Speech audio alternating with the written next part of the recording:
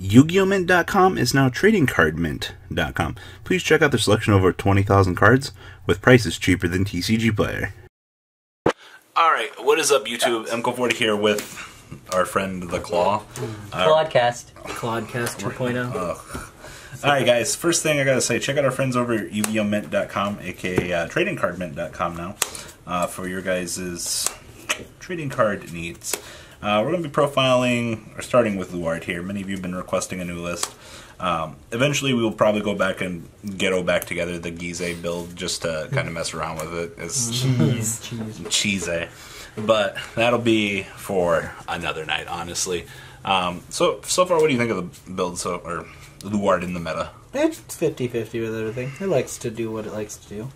50-50 with everything. Yeah, it actually can rush now, which is really good with the deck, because the problem was before is you always had to go your first stride because you were like, you lose.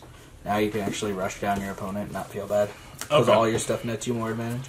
Alright, so only 4 grade 3s. Aw, dude. I mean, he gets you to stride and ultimate stride. Yeah. You don't need multiples, and I mean, you play Abyssal.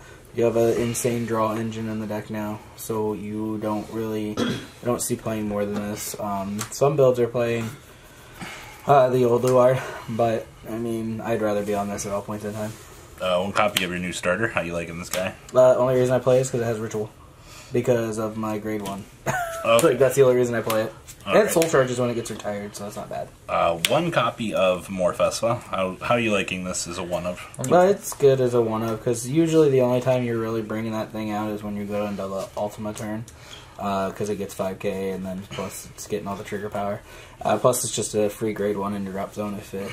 Yeah, it's GB1 for it to be a grade 1. Like, yeah. I feel with some of the other options, like, you don't want to, like, wear it down, especially with stuff like this being in the deck now. Well, and you're super counterblast heavy now, so... Yeah. I mean... You don't have a lot of countercharging except for, like...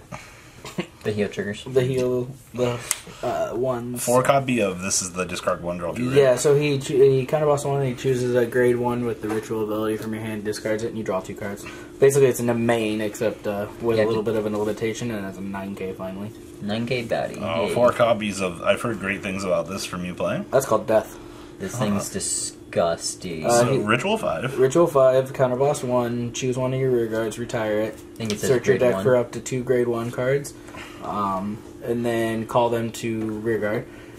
The cool thing about that is not once per turn, so if you hit stand triggers and you're on your Abyss turn, that thing's like a 19k just coming in, giving you free extra multi-attacks. And And it doesn't need to be boosted, right? Oh. He's just there. 4 copies of...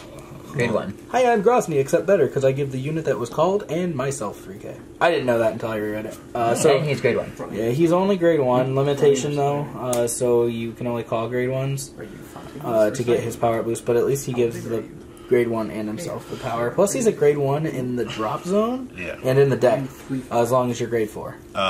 Do you not like... I know this is your last 2, but you're testing Skull Witch in the main. How was that? I didn't like it because I love writing 3k bases. Oh. Yeah, it never failed. Alright, so this is a lot of ones. I'm seeing. Yeah, it's definitely a lot. 2 copies of this to help this thing do. It helps you manage your soul because every time a card is retired, you can send it to the soul instead of sending it to the drop zone, which this deck uses soul quite a bit, so it's really nice to have. And when it boosts, it gets plus 3k as long as you're ritual 3, so it's a 10k booster, so that's not bad. This is the 7k version of Swordbreaker, right? Yep, it's just Ritual 1, 2, which is really cool. Which you can get that usually first turn, and then you just Soul Blast 1 draw card. So. And it's 7k. It's 7k. It's really nice. I love it. 3 copies of Abyssal Owl. We went down to 3. How you liking them? I mean, I like it. It's Abyssal Owl. I mean, you hardly ever use a skill anymore, because, I mean, with all the draw power, you just kind of, like, draw your grade 3, and you're just like, cool. There are times that you have to use it, and then that's when you just ditch off your, like, 3 grade 1s and laugh at your opponent. I mean, being able to get to another Luard to discard for deck thinning is also pretty good. Yep. So, 4 copies of SS. Broke. Were you talking about playing Karma Collector over these? No, it's the 1 quintet wall. I was going to play 1 quintet wall just because I wanted to ramp my 1s into the drop. And then Evil Fuser, I think it's like 10k or something. But I decided not to. Astra's too good.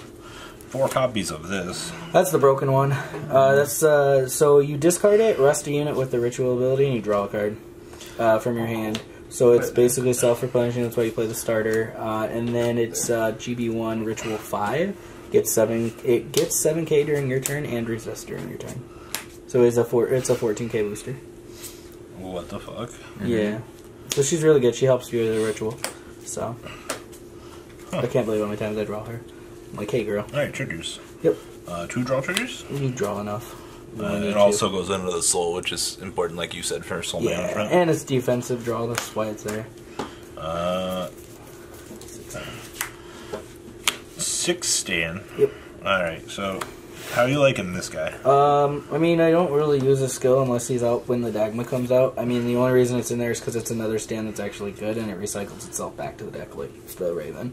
Okay. So that's, I mean, I just like my stands going back to the deck, because if I can abuse Dagda, like, 2 times per turn, I mean, why not? Because, you know, your Calling stride extra gives columns everything amazing. power. So. And this is important. Yeah, Raven's important because it's Raven. I mean, it goes back to the deck. You look at top 2, you call to open regard. I mean, you can call stuff you don't need. You can call the grade 2 and then ditch a grade 1 to draw 2 cards. Like, it's just there. Plus, if you ever have to go into Orgeyser, which never happens anymore, but it's there. 4 copies of the Owl. Yeah, he's your crit trigger. I mean, I feel like these lost so much. I mean, you still have to play him. I mean, once again with Dagda being able to draw off of killing an owl. And it can kill out. Yeah, you can draw. You can search and then you draw. It's just like, okay, cool. Like so much value, and then 4 copies of New your, heal. anything. I mean, it's bindy. I mean, the cool thing is like with that, it's actual, both of its skills are actually relevant. Like, sometimes you need a soul charge because you don't care about damage, and sometimes you counter charge. What are some important, anything special to note before we get into G-Zone here? I mean, the deck's really, it's just, its skill level's very weird. Like, it's a weird tree to go down. You can play aggressive, or you can try for the more reserved value to just keep your hand. I think this build in particular is more geared towards aggressive because of Dagda and all your early game pressure. Because you're able to drop things, draw a fuel ritual. That way your ritual is super high when you go into the Dragabyss turn. Alright. So. Alright, we're going to start here with Dragabyss. Oh, yeah. Alright, so tell us about this wonderful card and how you like it. I love that card. Actually, it's the best first stride we have. I mean, aside from Orgeyser, if I need, like, whatever. But, like, Dragabyss, it's Soul Blast 1-ing. So you just Soul Blast one card out, and then you retire a card. You get to call 2 cards, like, and then you just retire 1 of your opponents. And then, obviously, Drag Falls, Counterblast 1, call 1, and then retire in the same column. So, essentially, during turn, you're getting a retire of 2 units. So it's really good. Your Orgeyser for board control? Yeah, I mean, it's if, like, you don't have the soul, if something happened or whatever, if you were using your soul too early, you have this for a counterblast, and then you get the 2 cards to your hand. Usually, if I'm super, like, I just don't see any justifying, like, I'd rather use this because it gets me 2 grade 1s and I can pull out Slaptail with it. So, I mean, it's just there for whatever. 1 copy of Sabriz. This card is still super important. Yeah. Eevee come premium format. The card is still super important.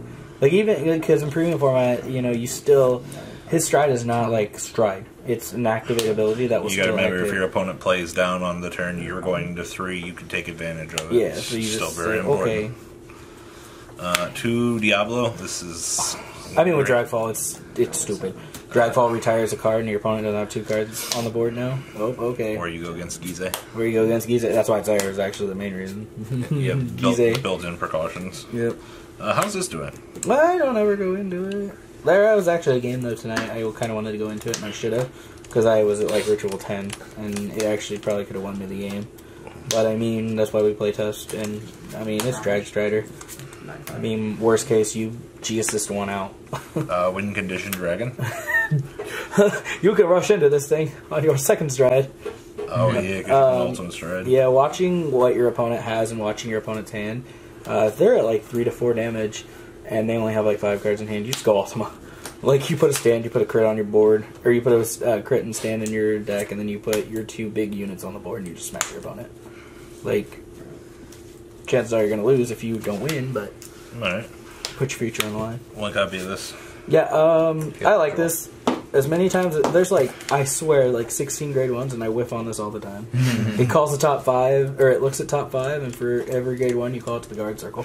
But it whiffs all the time. I call zeros. And 3 copies of Buttmaker. Yeah, 3. It's just your free generic. I'm actually thinking about taking 1 out. Putting the unflipped G-Guard in. Or that. And maybe one of the Ravens. I haven't decided yet. Okay. There was a couple times that I needed the unflip because I wanted to ultimate first stride because I just watched my opponent's drive checks. I pushed them to 4 damage, and I'm like, oh cool, I should be able to win if I just ultimate, but I didn't have the unflip PG. So probably doing the unflip PG. And then maybe a Raven. Okay.